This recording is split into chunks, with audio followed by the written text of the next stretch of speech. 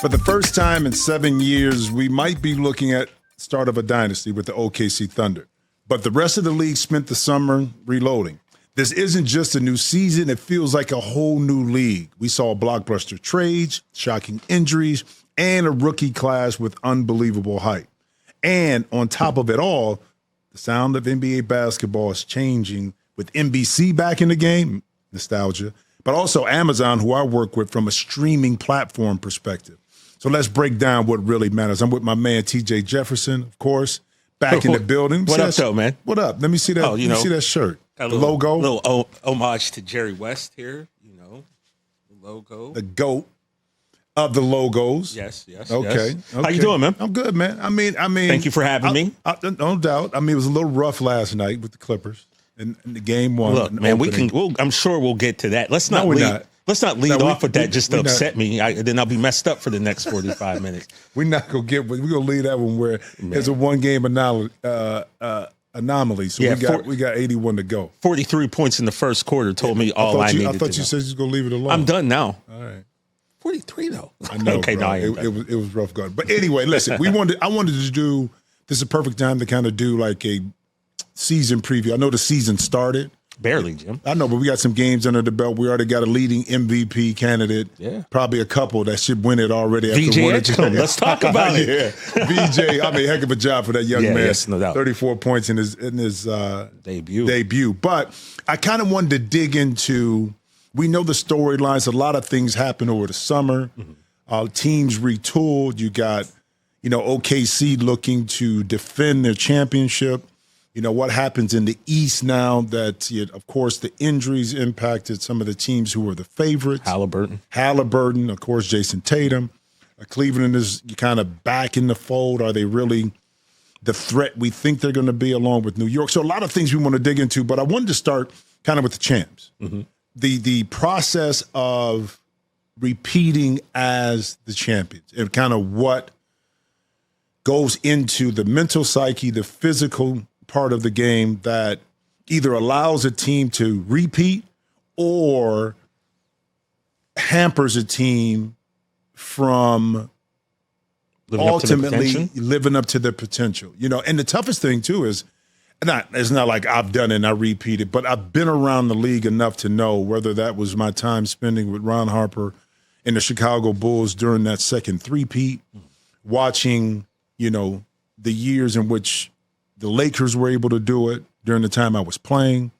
And then, of course, post my basketball career, watching the Lakers again in San Antonio. They didn't really repeat. It was 5 titles in 10 years. Yeah, it was almost like every other. Every other year. But then, of course, Golden State, what they were able to do. But it's interesting because each team is different about, the teams that repeated are different. A lot of those teams are a little bit older, too. Yeah. That did it. This OKC team is younger, T. They're the anomaly. But, the difference is, I think, one, you don't have the guys playing for contracts. Everybody that is an integral part of is basically signed their deal. Locked up, yeah. Which makes a difference. Lou Dort got his money. Chet Holmgren got his money. You know what? I don't want to interrupt you. Let me ask you, because I got to come from this perspective, and it's easier for me to ask you as a former player. What does that feel like? What does that kind of relay to the locker room when your best players are taken care of? Is does that change things for the team chemistry? Does it change things for the team when guys don't really have to worry about that type of situation? Yes, and here's the thing: you got to give a lot of credit to Sam Presti and that organization for the way they were able to build this team in a way where they could sign their key components back at the right timing. Okay, because you got to be in a position as a team to be able to do that. Yeah. Okay, first and foremost, without losing any of those assets. And if they did, they still had draft assets and some younger, talented players on the team that can fill the void. But I don't think to the extent to where they want to be in a position to repeat. But to your question, it does mean something because take a guy like Lou Dort, who's been there from the beginning, so to speak, went through some iterations where he's improved his game. He proved his mettle. He helped them be an integral part of winning, and now you get rewarded. You don't have to sit there and think about, well, man, I did A, B, C, and D, and now you're not taking care of me. A Chet Holmgren now gets to be able to be locked in after his rookie deal. 3 years. They extended that deal. There's no question. Of course, they were going to do it. But that meant something. Jalen Williams, who came in, we knew he could play. Yeah. I think OKC knew they had something special, but they didn't know what. He proved it, and even though it could have been a small fragment of where he's going to be in the league, but they knew he had value, and they signed him. Now, one of my big things is with a small market team like OKC, it's very important that you retain your young talent. Yes. Because it's not like free agents are busting down the door to get to OKC. There, yeah. Which is Giannis's problem in Milwaukee. Right? Yeah. You know, it was a problem in Portland. It was a problem in these smaller market teams that you got to re-sign that young talent. Mm-hmm. You got to retain it. You know, when they did, I think, with Michael Porter Jr. in Denver, when they re-upped his deal, even after injury, people were like, man, why are they doing this? Why are they paying Michael Porter Jr. this money? Well, one, what's a better option? And two, you maybe not in the free agency going to get a player of his caliber to be able to come to Denver. So you got to be able. Who also has the chemistry with the team and all that in consideration, right? You know, I like to see, honestly, since we're talking about this retention of players, I like to see it maybe in the new CBA that there's a caveat in the collective bargaining agreement. Tim, what you think about this? Okay. Where when you draft a rookie and you develop him, and now you have a chance after year 3 or whatever it is to sign them back or to extend their deal, that only a part of that money counts towards the cap. That allows you still the flexibility to be able to build your team, but you don't have to lose that rookie, that asset, because you can't pay him. You see, because you built it. The whole thing is like you build up a draft pick, somebody, you build them up, you want to keep them, you want retention. But the way the rules are now, too, a lot of times, not going into that first apron or that second apron, now you end up losing that talent because you can't sign them. And that player that you developed and put your time and effort in, go somewhere else. Someone else when they're when they start to hit their prime and their peak. That's right. They start to hit the superpowers. Now you lose it. Yeah, that's okay. So I think that, but I think the difference with this OKC team now, there are challenges, bro. With repeating, complacency, you've already done it. Injuries also. But also teams have gotten better. But it's something different about this OKC team, the camaraderie with this group. And I think it starts from SGA because he's a selfless. From the top down is what they say, right? You know, superstar. And I think, and I believe the purity of that team when they all get together and they support is real. Because if it wasn't, you would see it wane at some point of the season. And it didn't. And I think that's the difference with this team here as to why they can ultimately repeat, injuries, barring any injuries, is because the collective group really do genuinely love to play with each other. Yeah, you know, even something as small as, you know, the post-game interview with your player of the game. I've never really seen a team do what they do, where no matter who the actual focus is on, the entire team will surround that player. It's almost like a group effort, a team effort, because that's what the win was. So everyone kind of gathers around that person who's getting the you know, the individual accolade of player of the night. But like everyone's taking a little piece of that, little ownership of it. Never really seen that before, but it's really goes to show, man, that they are down for one another. And that's so important because, you know, a lot of teams, and you can speak better than me, obviously, but sometimes you get a squad and the only thing pH balanced in there is the shampoo. You know, the chemistry is not there. But this team does not seem to have that issue. And these guys ride for each other. They really like each other. And when you're that young, you're all paid, you're all having fun. Yeah. Maybe it helps that they're in. I've never been to Oklahoma City, right? But maybe it helps that you're in that smaller market because there's not so many distractions. You put these cats with this money in New York, man, you put them out here in L.A., man, Miami, Dallas. Might be different. I can almost guarantee you it will be different. You know, I'm not in those streets anymore, Jimmy, but I used to be. Like when? I mean, you're back in the days. I used to be in the streets, you know. But like, yeah, man, I think maybe that helps because there's not and you know, they can correct us if it really is popping down there in OKC, Oklahoma City. Not like that. But maybe that helps. You can find trouble. You can find stuff to do everywhere. If you want to find trouble, right? I do think that they're in the right environment. Again, it's created by front office. Top to bottom, yeah. And you start to trickle it down to your general manager, to your coaching staff, to fill that out. And then how you go about the player evaluation process is very important. They've done a great job. Done an excellent job of fitting these pieces together, which is tough. Mm-hmm. You know, it's very difficult to get 4 to 5 individuals, let alone 15, to kind of buy in. Yeah. And personality-wise, they've been able to do it. Hence, we've seen how dominant they were last year and how they're the overwhelming favorites, despite what's happening. We'll talk about that, kind of the resurgence of certain teams, additions of other teams in the West. They're going to challenge, OKC, which I think is going to be a phenomenal year. And speaking of which, it's funny how things change quickly in this league, because we're talking about which teams could ultimately challenge OKC in the Western Conference. And because of what happened in Houston with the addition of Kevin Durant, also with Clint Capella coming in, those changes automatically catapulted a team that was number one with Houston into, okay, this is a team that's a serious threat with the addition of KD to possibly beat OKC and represent the Western Conference in the championship. But then what happens? Fred VanVleet goes down. Such a shame, bro. Man. I was so hurt with that, man. Yeah, because that's a replaceable part that at this time of the season is tough to overcome, because you just can't go find another point guard like Fred VanVleet. Yeah, not with to insert championship, a championship ring. He's been there. He's gone through the playoffs. He's been through the grind.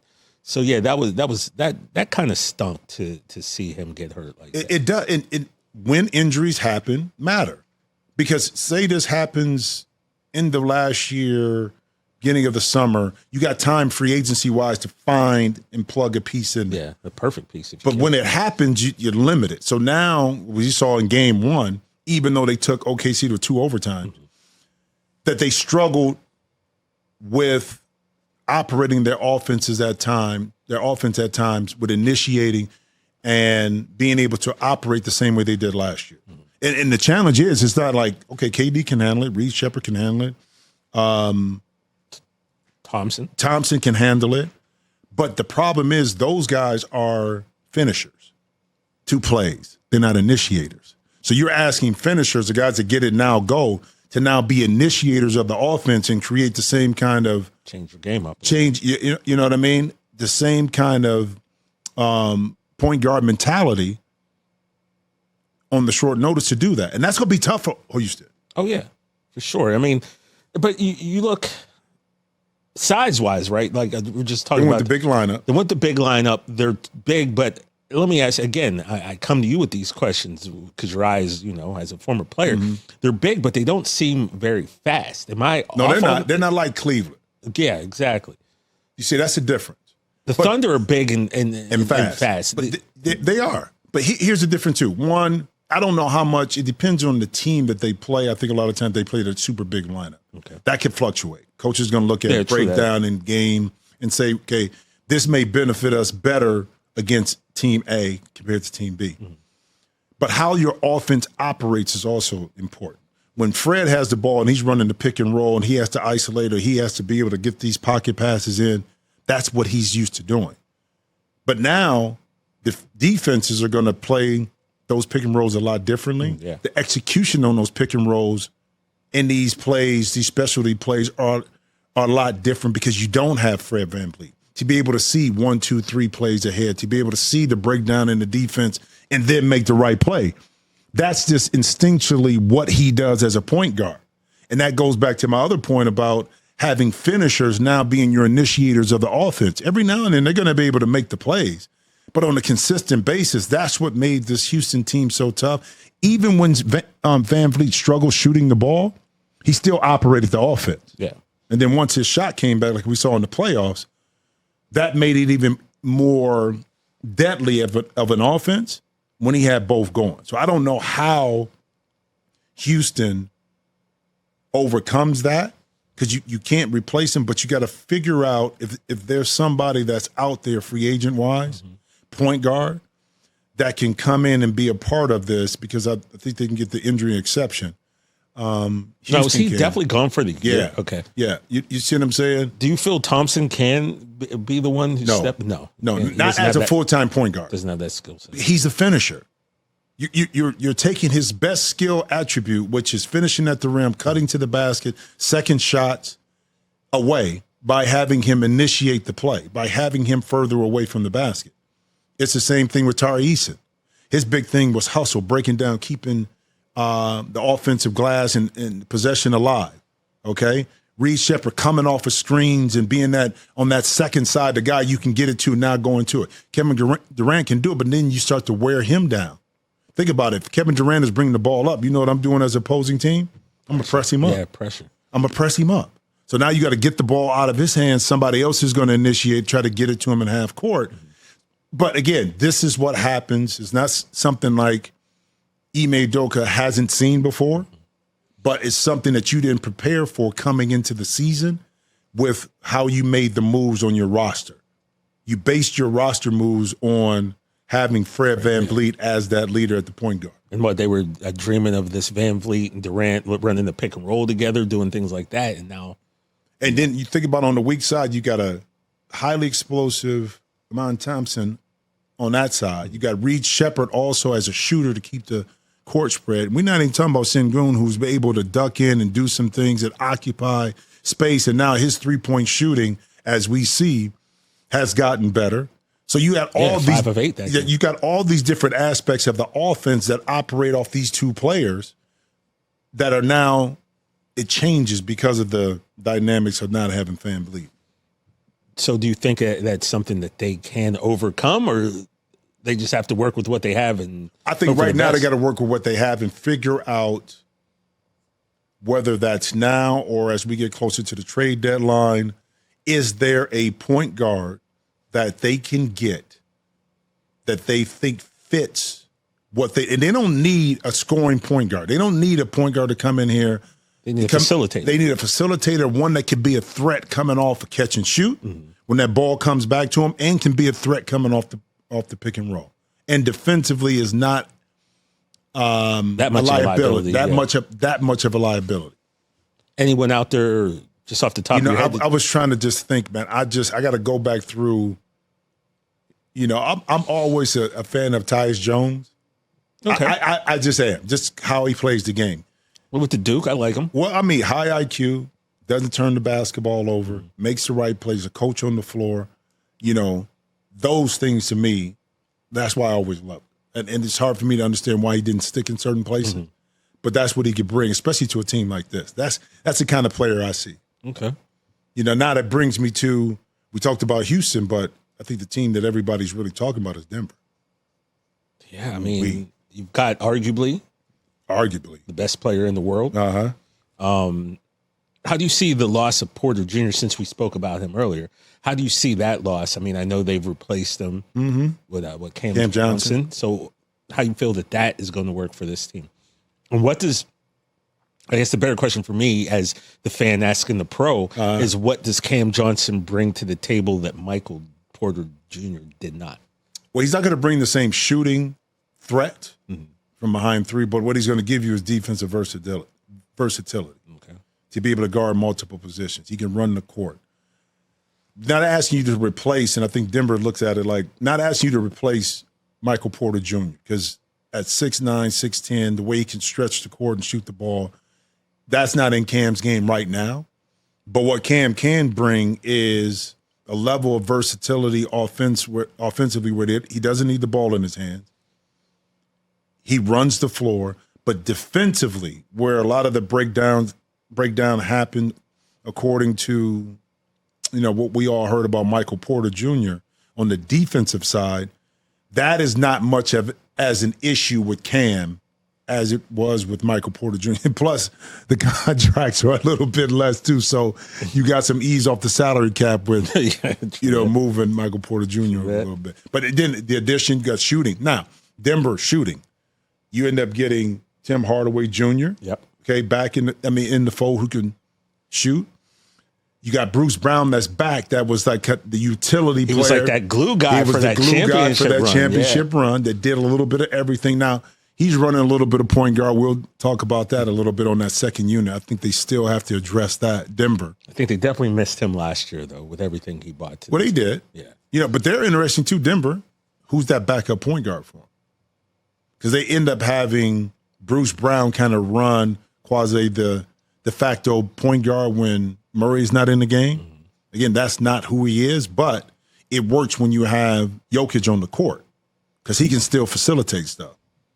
But I do like those acquisitions, though, with Tim Hardaway Jr. You also got Cam Johnson we talked about. But I think a big one is Jonas Valanciunas because quality-wise, you had JaVale McGee, you had DeAndre Jordan, but you didn't have a quality center like this to back up Jokic. This guy, yeah. No. That's a threat outside, but big rim protector, good off the pick and roll, roll into the basket, occupy space. So it's the first time I think they've really had a comfortable level for them having a backup center. How you feel the season's going to play out for them this year?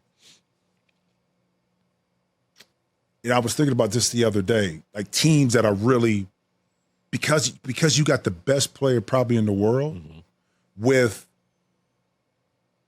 having Jamal Murray and those two kind of been the staple points. Brown now has established himself. Yes, he has. Got paid for it too. As, last year was like, okay, could he fill the role of KCP? Could he be? And it kind of struggled at times, but Christian Brown figured it out. Perfect complement to what Jamal Murray and Jokic does. Because he does a little bit of everything too. So I think this team is built it's very similar to the team that won it. Okay. Versatility across the board. You got perimeter shooting, but the main two guys are the main two guys. Defensively, they can lock in. Definitely. I think the difference is having that backup center that can relieve Jokic. He doesn't have to play the amount of minutes a lot of times. Because like you said, big DeAndre Jordan fan, obviously former big time Clipper. If people don't know, I'm a Clippers fan. But you're right. He wasn't, at that point of his career, he's not going to give you what this new backup center is. So, yeah, I'm not a huge Denver fan. Why? Because I'm a Clippers fan. Of course. So, but you respect what Denver. If you don't respect what the Joker does and can do, then are you really a basketball fan? Is the question. So as a Clipper fan, I'm worried that, man, this is a hurdle we're not going to get over. We're not going to be able to touch these guys. Well, I mean, it's a good segue, too, because, of course, I work for the Clippers, and we had a tough one last night, but 43 points. Hey, man, stop it, man. First. Hey, listen, man. It was one of those things, game 1 of 82. Yeah. I give Utah a lot of credit because with the young team, now they sprinkled in some vets. You got Jordan Yang that, kind of came back. I think that Kevin Love is on the bench. He didn't play last night, but having him in the locker room. Valuable presence of the valuable vet, right? presence, yeah. I think that this is a team, some really good young talent. Okay, Keontae George is really good. Kessler, Walker Kessler, Ball. Yeah. Lauri Markkanen is healthy now. And when he's healthy. And Ace Bailey is going to learn how to be that guy. I was talking to Kyle Anderson, who's a veteran on the team. He played with Golden State and a number of different teams. I said, what's Ace's upside Bailey? He said, perennial all-star all the way. Just because of his talent. He said he's just learning he don't know how to play yet, the game of NBA. But once he learned. So shout out to Utah. They did their thing. They got hot. I mean, they couldn't miss yesterday. But as for my Clippers, I mean, the big thing is, one, they always talk about the age, of course. A little bit old. We're the oldest team in the league at about 31 years and above, average 31 years, along with Golden State. But I think the difference with this team this year is that the depth at every position, so you can go too deep.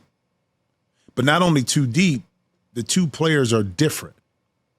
Like Bradley Beal and Bogey are different players, so they bring you something different. Why didn't Bogey get any run yesterday? Well, he still was dealing with off-season injury. That's why. So they're monitoring his minutes and his body.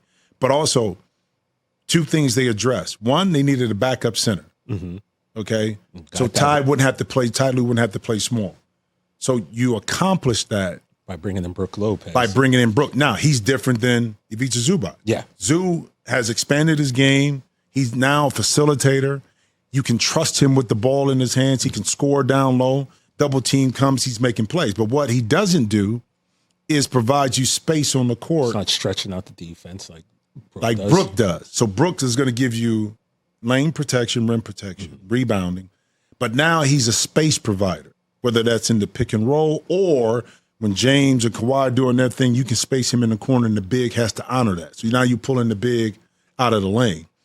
Also address the playmaking issue when James Harden doesn't have the ball, like bringing back CP3. Now, how much his minutes are going to be dispersed during the course of the year is still up in the air. What did he get, like 15, I think? 15, 16 last night. It was good to see him back. It's good to see him come full circle. Yeah. But that's an area that they needed to address. And that's not taking anything away from Chris Dunn for the phenomenal job that which he's done last year by playing backup point. But it's different when CP is able to run it. I think Brook benefits. I think John Collins benefits from having CP.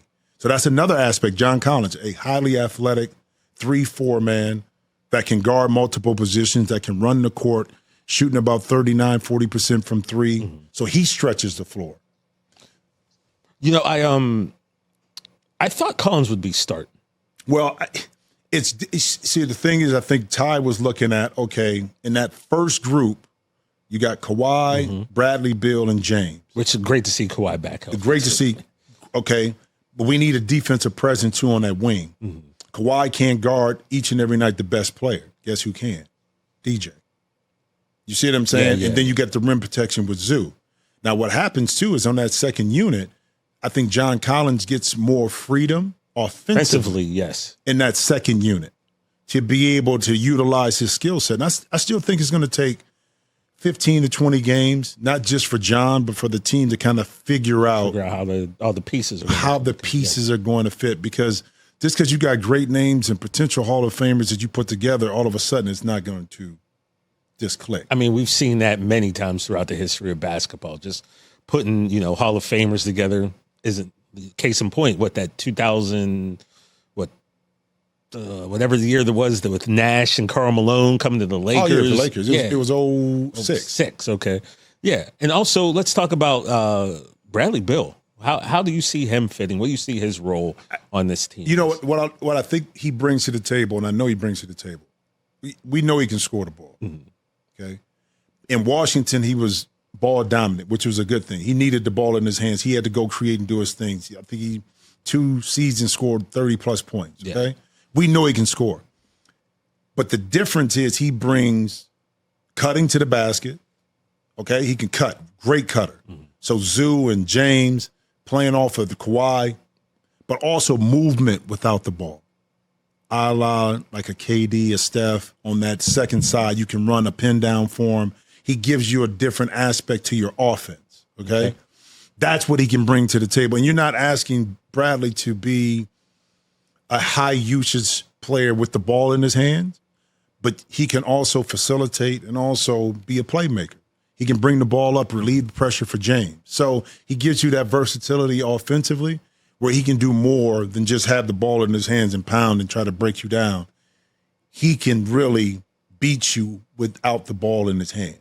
That's what I think Brad brings to the table. Now, losing Norman Powell, how do you think that's going to affect this? Well, it does, but that's why you bring in Brad Beal, especially on that second unit. If you put Brad in that second unit, he assumes the same kind of role offensively, more so like Norm did. Okay. You see what I'm saying? Because both are very similar from the aspect of playing off the ball. I think Bradley's probably a better one-on-one player, even at this stage, than Norm is. So that was Brad's game. He can one-on-one with anybody. Yeah. Norm needed a little bit more space. He needed to catch the ball off the goal to kind of really beat his man consistently. And I think that's the difference. Now, with all the, the story about the Clippers story this offseason with Kawhi and the planting of the trees story, how do you feel that has affected this team, or has it affected the team? Hasn't. I tell you what, I was training camp, at practice. What I saw and was able to really see was a collective group that was focused in on taking care of their business. And you talk to Ty Lue and the coaching staff, the word that keeps being mentioned all the time about the Clippers is professionals. We got pros. You think about the pros that are on this team, the years of service between James, Kawhi, CP, Brad, Brooke, Bogey, now even Zoo. Okay? On the paper, that sounds Come on, good, bro. man. I mean, you got actual so that was just about their business. Well, all that other stuff, okay? And then management, everybody, listen, you can come in and probe all you want. We didn't do anything wrong. That's what we've been saying. We're going about our business like we're going about our business. Has nothing to do with what we're putting on the court. And you collectively talk to people inside the Clippers organization, especially the coaching staff and general management. This has probably been the best camp that they've had. I've heard that. Yeah. Kawhi and James really didn't miss any of the work that was being done on the court. They didn't want to come out. Most competitive because the second unit with CP and John and Chris Dunn. They were getting at them? They were getting at them. So it was a competitive fire all the way around. I like that. And that just goes back to this. You got Chris Dunn is a pro. He's been in the league. Mm-hmm. These are pros right now, and they understand what the goal is. They all they've had their accolades. They got their money. Now what they want is what Brooke and what Kawhi had. Yeah, get that ring. Which is that ring. That's what they want. Oh, man. But that just goes to the West. I mean, Minnesota, we didn't touch on the Lakers. Which let's talk about them right now, man. Let's talk about the Lakers. What are you seeing? I see an average team without LeBron playing, a better team, of course, with LeBron. I don't think that they're at that upper echelon like the Denvers, the Minnesotas, the OKCs, in the West. Could they be a threat? Definitely. When you have Luka and LeBron healthy, I mean, that's a lot of gravity to 1 to 2 players. Mm-hmm. I think what Austin Reeves, assuming the role that he's at right now, he's taken another step in his game. Great third player to have on your squad. A little thin inside. Houston is. The Lakers are, especially with teams now playing double bigs. Yeah, so they got Jackson Hayes and who is that other big that they could throw out there? Exactly. Speaking of a little thin, when you say a little thin, you got to talk about Luka. And see that. But I'm of the thought process that sometimes when you are big and you get little, it doesn't mean that you're always going to be better. Think about how many. Did he look better? Think about how many comics. Did he look better the first game? Yeah. I'm just saying, think how many comics were chubby and then they lost weight and then they weren't funny no more. Hey, but Luther lost weight. He could still sing. Yeah, but here's the big deal. Luther, little Luther. But Big Luther was, from what I understand, Big Luther was in love. So all the better songs from Luther was when he was big. When he was skinny, he was hurting. He was looking for love, but I don't think the songs were as good though. so I think if we really broke this down, maybe next time I see you, I'll break this down to when Luther's songs when he was Luther, chubby, Luther. and I think chubby Luther, William Vandross, had the better songs than skinny Luther. Chubby Oprah was better than skinny Oprah. Okay, you know what I mean? I don't know. I think that two things: the in shape Luka will be better. Long term. For sure. And I think 2 ways. Probably the best thing that happened to Luka to me was that he got traded. And hear me from this perspective. He was the face of the Mavericks. Yeah. He could do any and everything he wanted to do, which then I think made Luka really comfortable. Complacent sometimes. And complacent. Yeah. And a lot of times when you're in that, you don't see it because you're the gravity of that franchise. They're going to tell you some things, but they're not going to demand things of you because you have so much control of that franchise. The shock to the system was, damn, I got traded. Yeah. I'm Luka. I got traded. I'm just speaking third person. I'm not saying I'm in his mind, but you think about it. That ignited something in him that he had to take a hard look at himself. Yep. Okay, over time, it's not like Luka didn't get in shape, but then he got out of shape. So he realized he needed to drop some weight when he was at Dallas. But the consistency to keep it off wasn't there. This trade gave him that motivation to say, not only am I going to keep it, am I going to drop it? Yeah. Oh, but I'm going to keep it off. A la Jokic during the pandemic. Yeah, the 2021 season. When he left, he said, listen, I got to get in better shape because it not only helps me as a player score the ball better, I'm better defensively, but I can extend my playing on the court efficiency a lot better because I don't tire out in the fourth quarter. Yeah. So my minutes can be extended. I don't need the breaks in between because I'm in better shape. So a Luka can be better defensively, which helps him better mentally because he's in shape. So now some of those tired turnovers late in the game, you don't have as much because he's in better shape. Defensively, guys are just not getting around him like he was. Remember, you saw young Luka 2017, 18, how he looked and how he was moving. He tried on defense. He was better on defense. But when you're a little overweight and you don't have the stamina, guess what part of the game is going to suffer? Yeah, your defense. So I think short-term, long-term, it helps. Absolutely. But, I got to stand up for all the chubby cats out there. And also because, he got skinny and he hurt his groin, it looked like. So I'm just saying. Well, it's then your body got to adjust too. Just like when you gain weight, your body adjusts. When you lose weight, your body has to adjust to certain things. But I think the Lakers are one of those teams that even with LeBron, they're going to be on that back end of that Western. I just think, can they get in the play-in? Yes. I think they'll be on that back end, but you lose a component or two that's tough for them. I mean, Minnesota is still Minnesota. They're looking to prove. Ant went off last night. And Ant went off. I mean, so that's the thing about the West is the West. We didn't talk about Golden State. Haven't even Jonathan Kuminga, shout out. You got your money. You did what you needed to do. He balled out, yeah. And he balled out. Now, they're still a little thin, rim protection. Yeah. But when you have Steph still being Steph, you got Jonathan. I just don't know through an 82-game season. Well, he can keep that up. Well, he can keep it up, but will the others be able to support that based on the talent and what's happening in the West? If this team was in the East, I say no problem.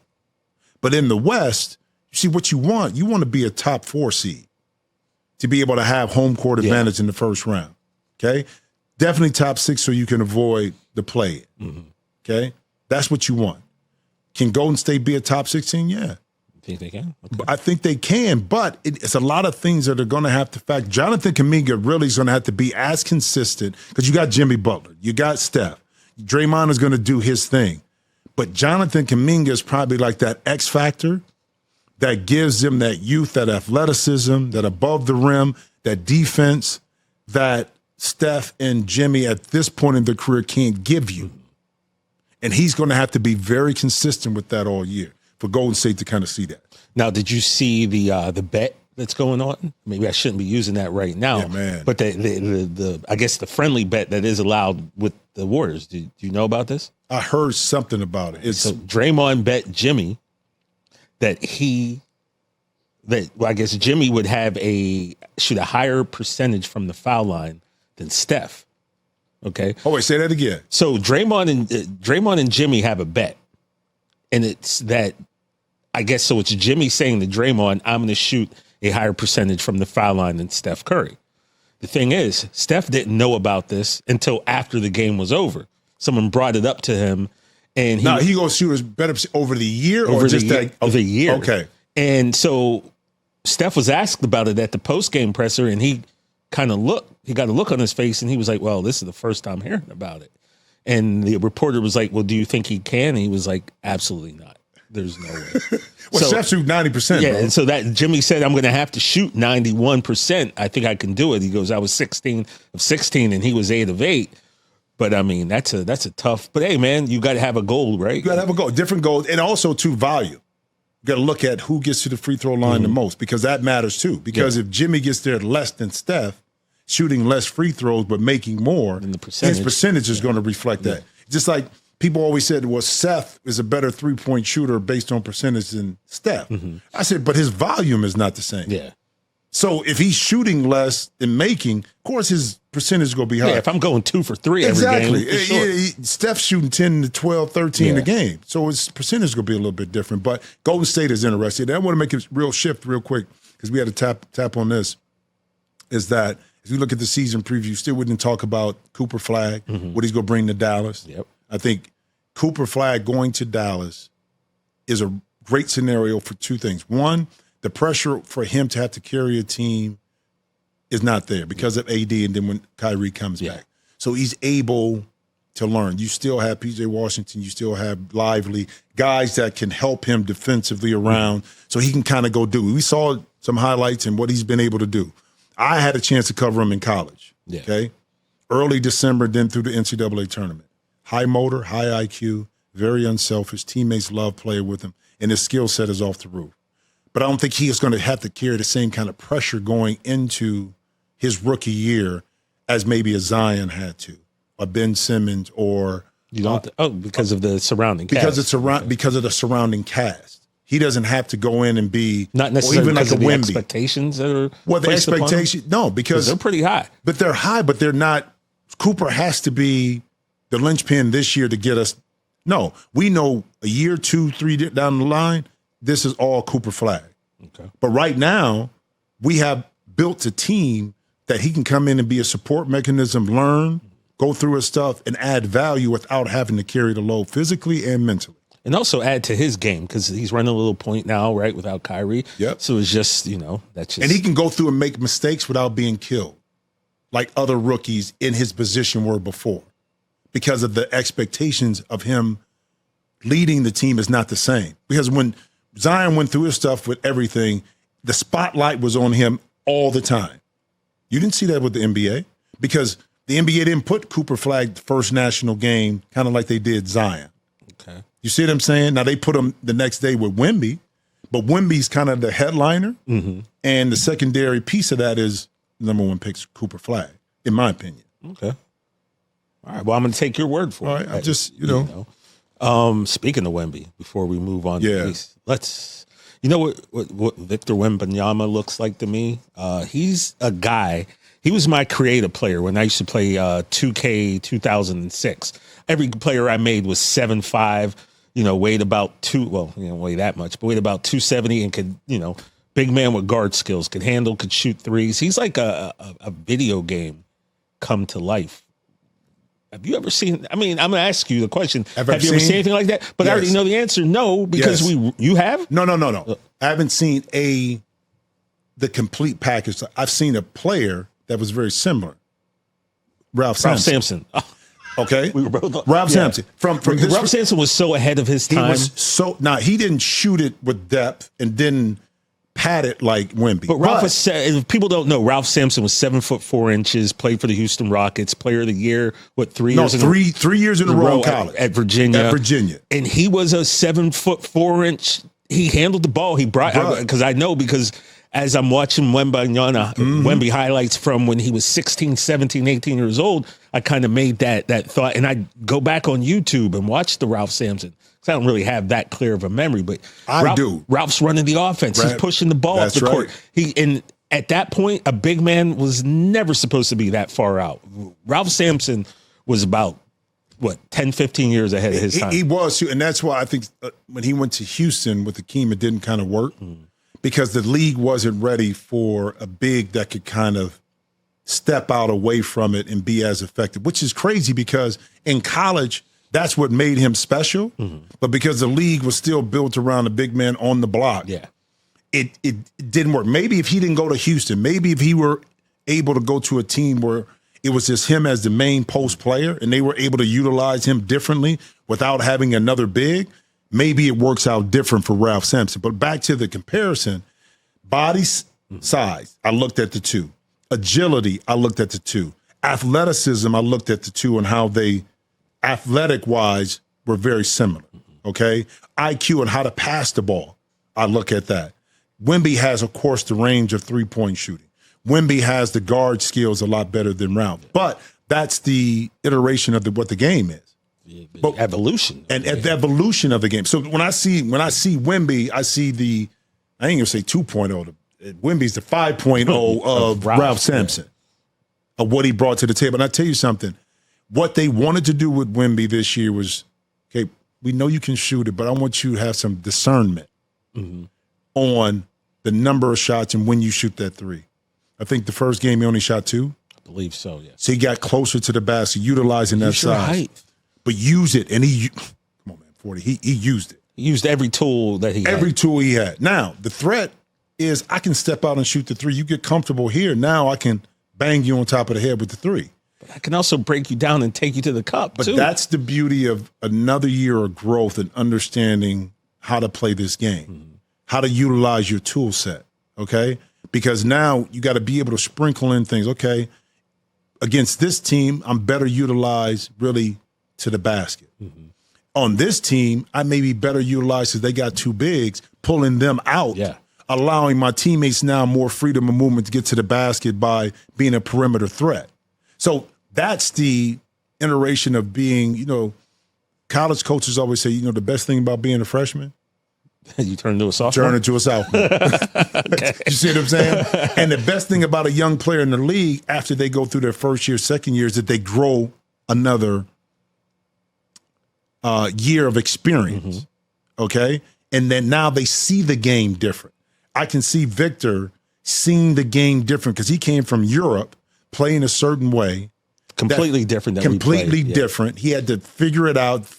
Now I think he's figured it out. Well, I hope not. I hope he hasn't fully figured it out yet. Because if that's the case, no. He has so much more to grow, but I think he's figuring out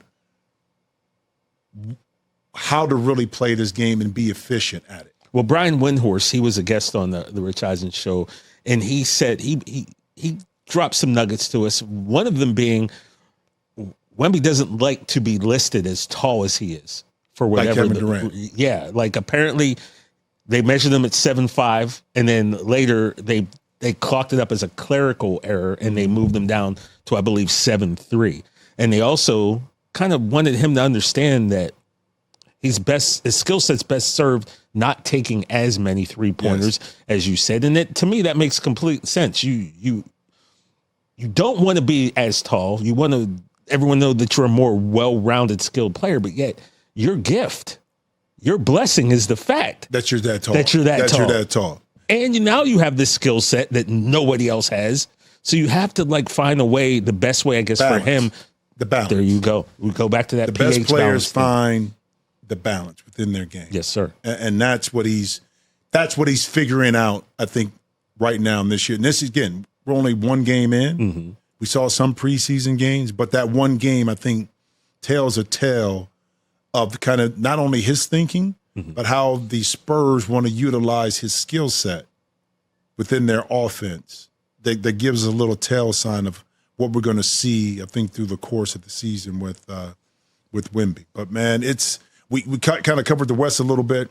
The East is a little bit – I want to touch on the East real quick, preview-wise, because Cleveland, New York, we know that they're the two teams. New York makes a move with Mike Brown. They want to play at a different pace. They want to play faster. Is that possible with the current structure of this team? Sacramento was different. You can play fast. You can get up and down. New York is a little bit different. I think pace of players can be broken down in two different ways. Fast break-wise, but how much pace do you play with in your half-court set? I think that better suits New York. Okay. And there are half-court sets. Jalen gets off of it. The ball moves side to side. Now you can break down the dribble, help, kick it out. Cat is outside. It's different ways you can play with pace within your half-court set to still be able to be functional without running up and down the court. Cleveland, is this the year? I know Darius Garland got hurt in the playoffs. It's a question about Donovan Mitchell, not regular season, but in the postseason. Is this the year, I think, that maybe Evan Mobley can be more of the center point of their offense? Because he has that skill set. Well, they lost Ty Jerome, free agency, who proved himself, I would say, as a threat offensively. Now, when they got deeper in the playoffs, his inability to get around guys kind of hurt Cleveland a little bit, especially with Darius Garland being up. But you lose that shooting. But then on top of that, because Max Strus got hurt, in the offseason. So that sets you back a little bit from a perimeter shooting perspective, which provided the space for Cleveland. But what do you think about? I think Cleveland is one of those teams that this has to be the year. Because you've been there, you've been disappointed. Kind of, a lot of teams like Boston had gotten there, then disappointed, then boom, they broke through. Yep. You kind of seen that happen with teams in the past. Denver kind of got there, broke through. Cleveland has been there. this collective group has been there. They've gotten paid. Everybody's taken care of. We talked about that last year coming to the season, that Donovan was taken care of, that Mobley was taken care of, that Allen was taken care of, and that they were ready to maybe ascend and really be a threat to Boston.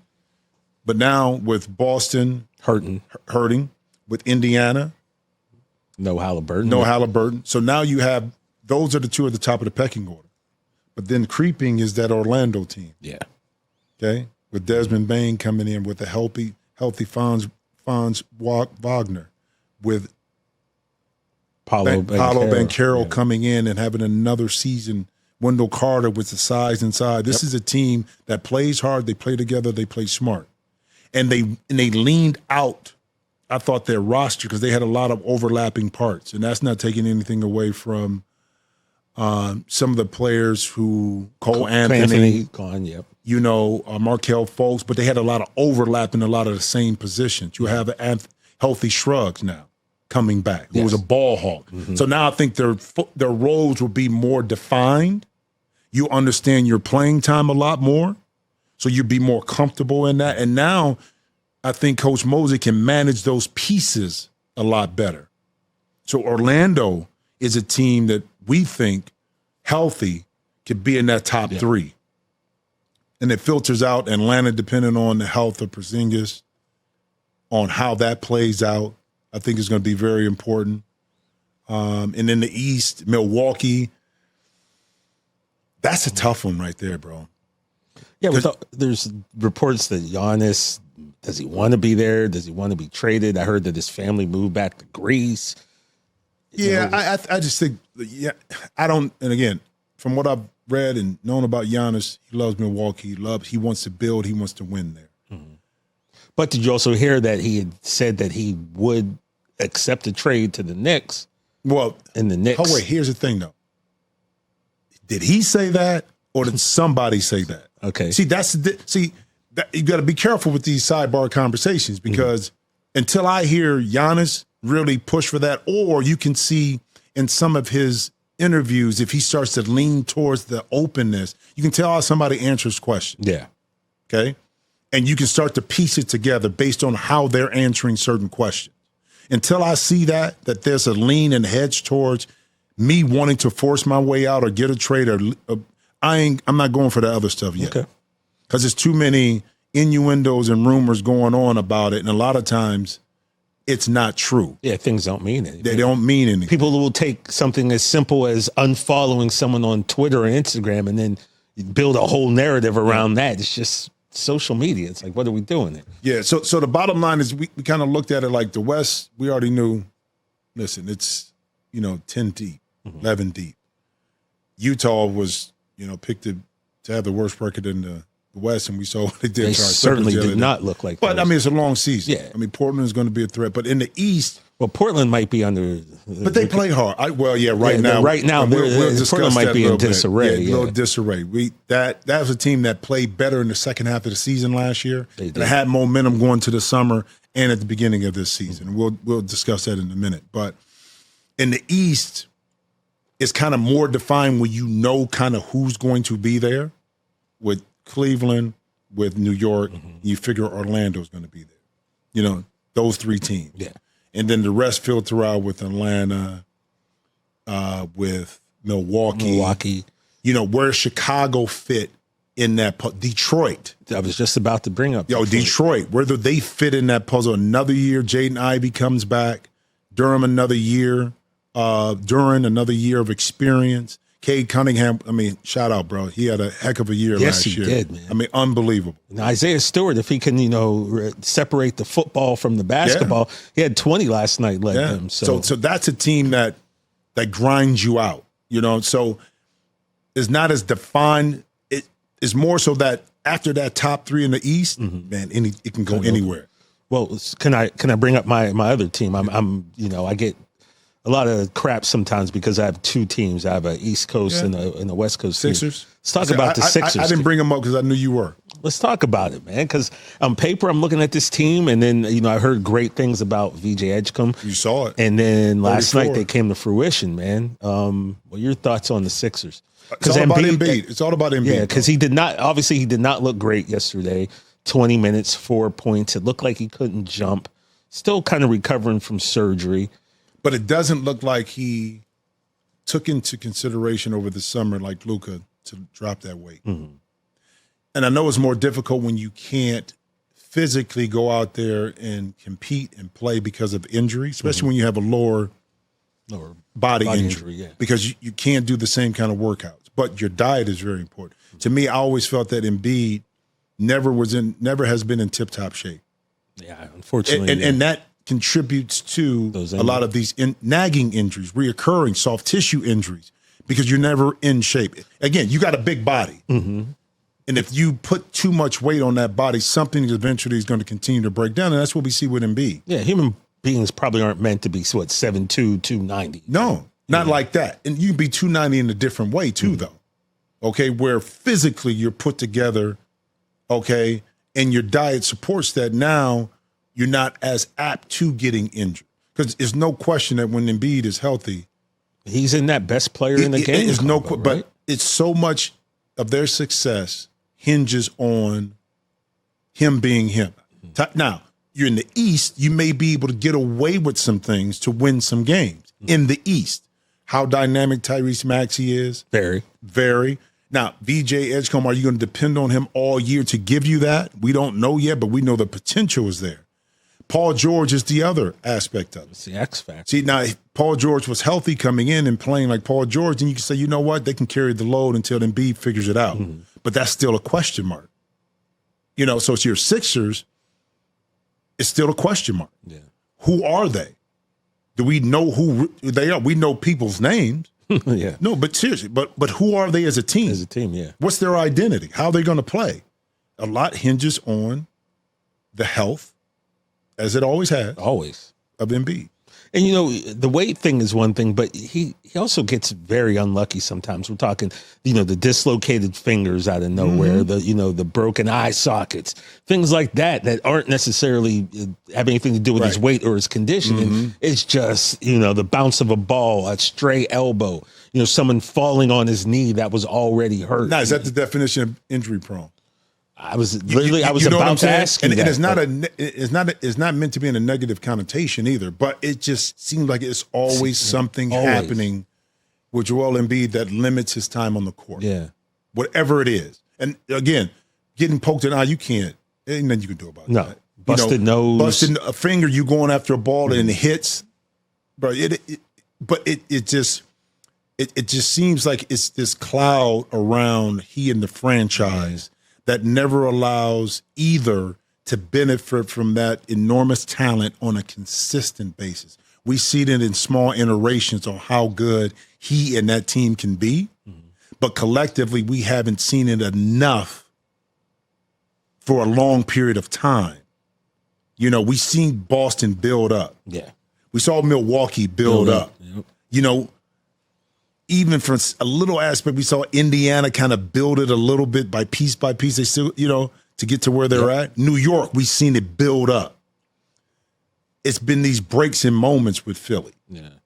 I mean, with Joel, it started from him getting drafted. He missing 2 out of his first 3 years, 3 years, and it's really sad in the sense that if you just are a basketball fan, and I feel as a basketball fan, if you just love watching good basketball, we're all kind of missing out on the potential that this man has, because like you said, we see when he is healthy, the things he can do on both ends of the court, it's kind of untouchable. It is. It's going to be very interesting to see for the East, for the West.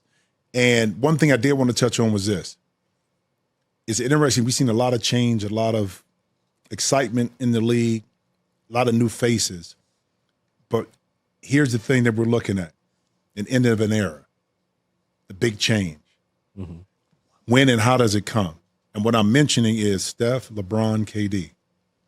Yeah. Back into the careers. The torchbearers of the league are now the unks of the league. The unks of the league. and going to have to be replaced. Mm-hmm. And it's ironic, too. You think about this. Steph, out of those three, was the one that had question marks early on. Think about it. Monte Ellis, it was a big decision Golden State had to make at the time. Monte Ellis, Steph Curry. Mm-hmm. Oh, right. Imagine if they chose the other way, the state of not only Steph, but where the league would be if they made that one decision. Okay? Because Monte, he was scoring, 23, 24 a game. Just imagine. Now, as much as Steph accomplished, you kind of didn't expect that. You kind of expected you expected stuff from KD and from LeBron. Mm-hmm. But yet it's Steph who's been with the same team in the same situation, okay, that's had as much or more success than the other two completely as a champion. Mm-hmm. And the other two moved around to trying to figure out their standing in the league as far as championship. Mm-hmm. But now they're on the back end. 2 years left, I think, for Steph on this deal. I think you might be right. KD just extended his 2 years. LeBron with his 1 year extension.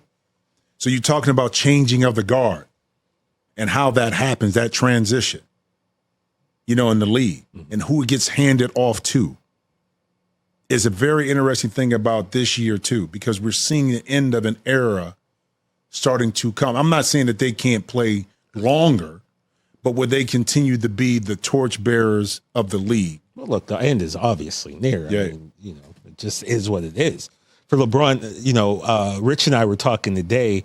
He was talking about Embiid. He goes, and it even goes back to when he was drafted. Like, you knew you weren't getting 20 years out of him. I'm like, with all due respect, you ain't getting 20 years out of nobody, really. LeBron is an anomaly. So, I think we're definitely at the point where we have to look and say, like boys to men, we've come to the end of the road for these guys. But is there, and here's the thing about, especially the two with LeBron and Steph, is that they culturally kind of changed the NBA because of Steph and what he did with the shooting. And Steph 1,000%. And LeBron with the business of basketball. Yeah. And just, we haven't seen a player built that played like he did, that impacted the game like that with all those tools.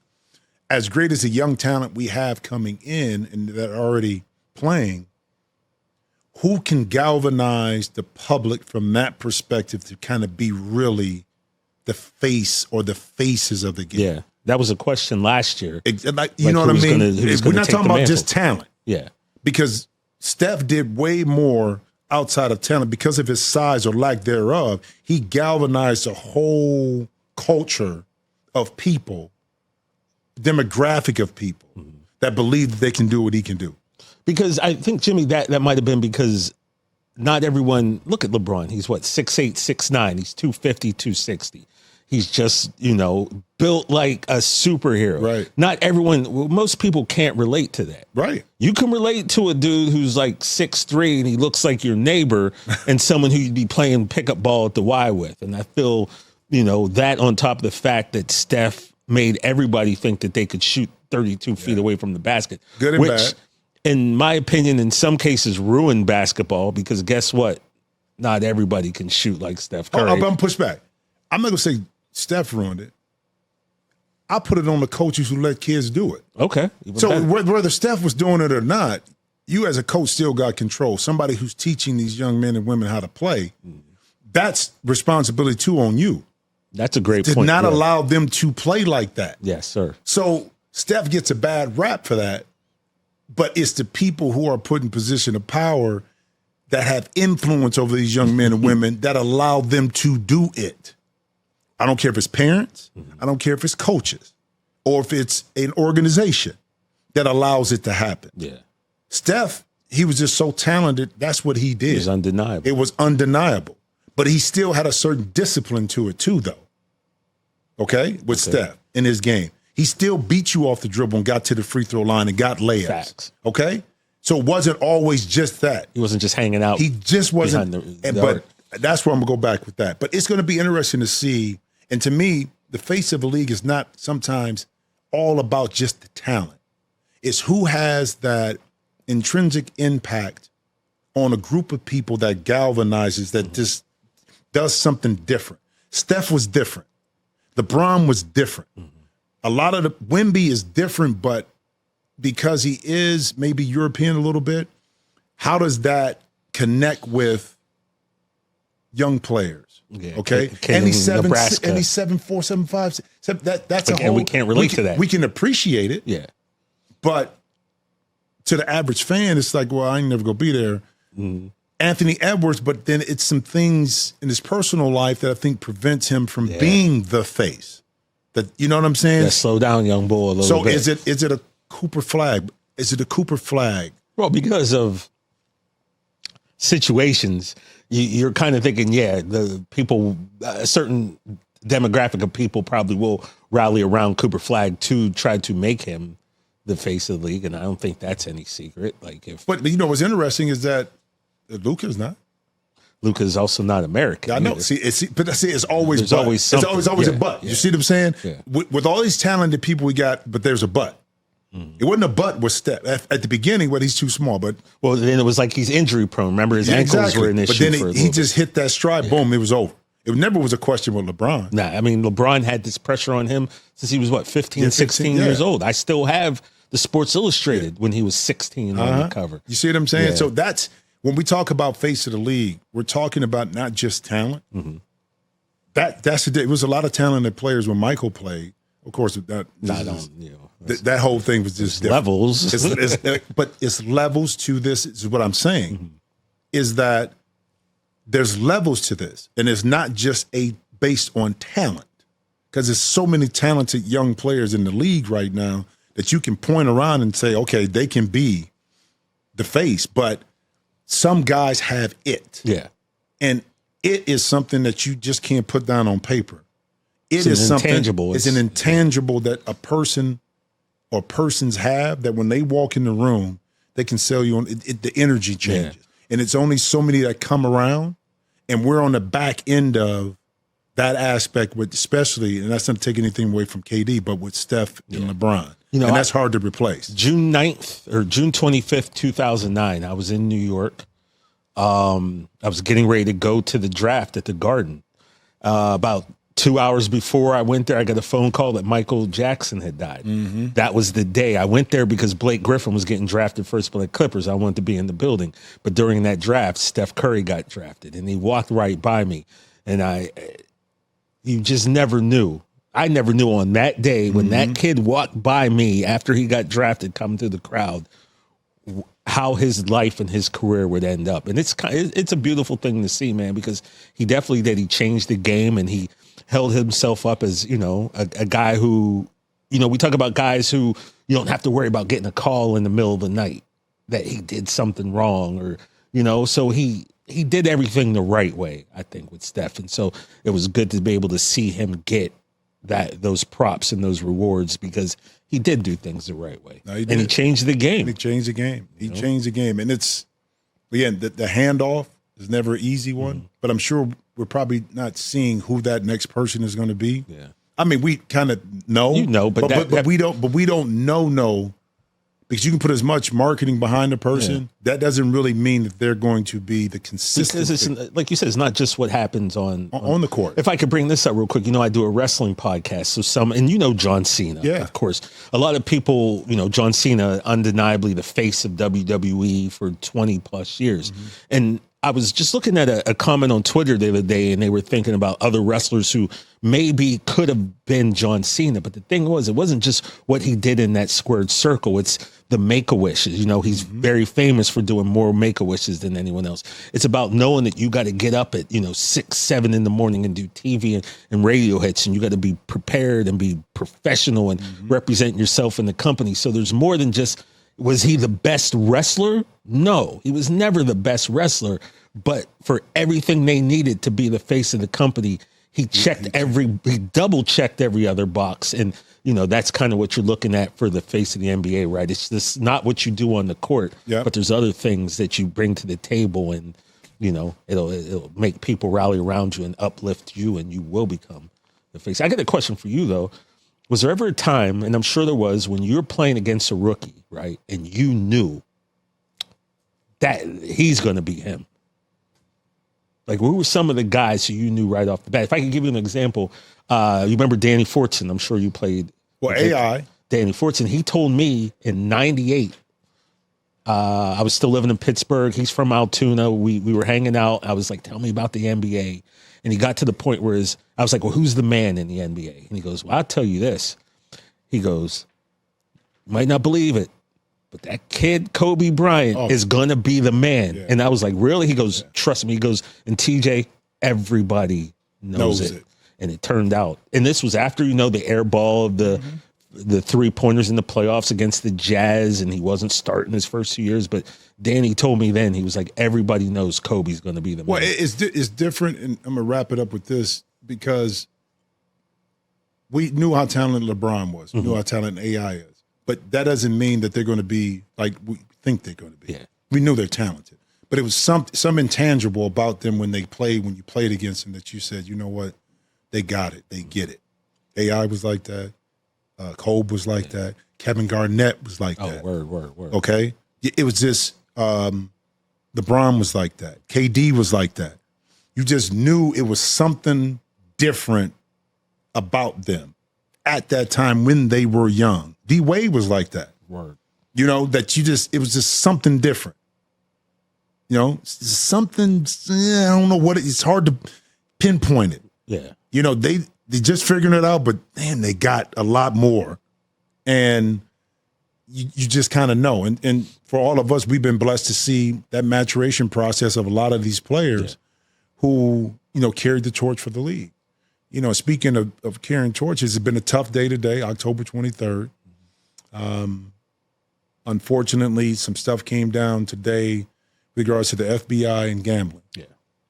Tough day for the NBA. And I kind of took some notes down, because it's a 2-pronged investigation by the FBI. I think it's New York City, federal government, on gambling charges. And there's two sides. It's from the player perspective of enticing gambling through prop betting, but also through illegal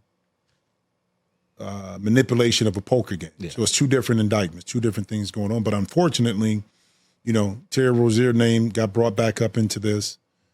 Chauncey Billups and a good friend of mine, Damon Jones, and Chauncey's a good friend.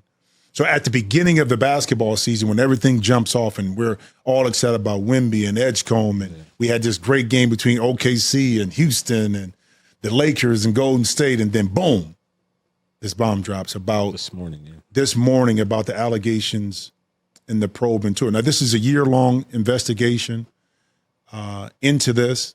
Again, two separate things, but it involved, like Damon Jones was one that was involved in two pieces of this.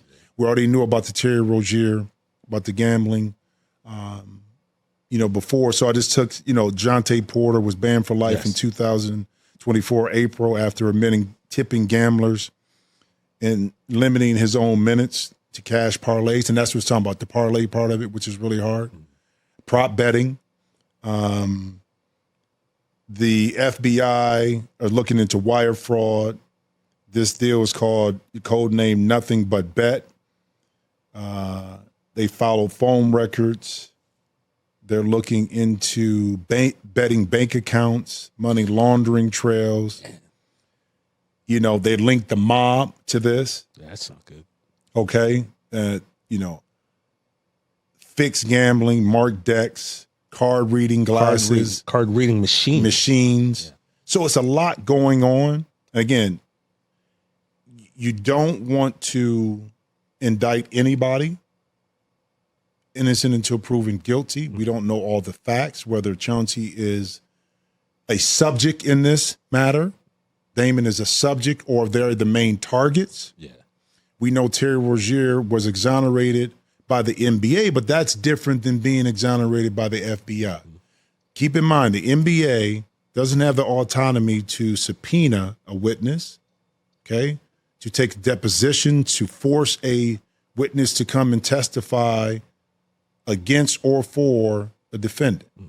So their process of going through the investigation is not as stringent as the federal government. Mm-hmm. That's why the federal government never came out and said, Our case is done with Terry Rozier. The NBA did. Yeah. Difference. Okay, so it was never really over. But it's just a stain on the NBA because, again, I'm not going to indict anybody because I don't know all of the information. Yeah, it's a developing story. It started this morning, still going on. And it's still going on. But I think it speaks to this part of gambling and sports, which is when it first began to open up, and you can chime into this, is the threats of this kind of activity happen. And we're not talking about just in basketball, but it happens to be that basketball has been in the forefront of this, whether it's been in college with some of the point shaving, and now again with Terry's name being brought back up, and now with Chauncey and Damon, and the ties in it. That one of the biggest things before was that how do you prevent this from happening in sports? And I'm not just talking about this, but was college baseball, basketball, football, pro football, but whatever it is. Now, when you have athletes who are able to bet on games and you bring that into I work with FanDuel. It's a partnership. It's a great company. But then it opens the door for these kind of activities to happen, which, you know, when you have this kind of, when it involves this amount of money, it's always going to be something. But you hate it when it impacts what the momentum of the NBA has gained so far, especially at the beginning of the season. You know, we already had the Tim Donahue issue years ago that was with the official. Yeah. You kind of brushed it and you think that's a one-off. And now with the introduction to legalized gambling, that's the part, and especially with the prop bets where you can basically go quarter by quarter and bet on a little bit of everything. Anything. Yeah. And how do you control that? You know, I know Adam Silver had talked about, and I got it in my notes about him, and I don't want to misquote, where Adam Silver looked at the integrity of the game, maybe look at to drop or limit lines on two-way or little-used players to kind of ease the way to manipulate, so guys that are really not playing as much can't really have an effect. It can't really have an effect on the game. And again, these are... And therefore kind of taking away the chances that they might be like, well, maybe I can do it. So here's the thing. When you go into a plan like this, you have an idea of what could happen. We know, here are the signs, here are the telltales. We know based on the history of gambling, this is what can happen. But you're not really prepared for all that can. And to be able to be reactionary and to address the issues and make adjustments, I think is going to be very important, not just for the NBA, because all the other leagues are looking at this and how they handle it. Okay? Because it's going to hit them at some point or another. We saw it in baseball. Okay? We see it in football. And we saw that before there were gambling sites in baseball. So you don't think they took history of that and said, okay, this is what we have to guard ourselves from. But you can't guard yourself from everything, because each individual, when something happens, somebody can be weak at a moment, be enticed, and don't know what's going on. But again, giving information freely sometimes is not free. It's a cost to it.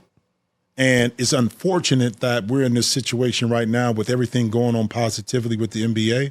But my hope is that once we dig into the evidence, into the case, that we don't judge and already prosecute those involved without getting the information, all of the information. Because this is going to be an ongoing investigation. Yeah. Their attorneys, the three individuals I talked about, are going to have attorneys. They're going to push back. They're going to give their side of the story. And we got to be cognizant and open to hearing that.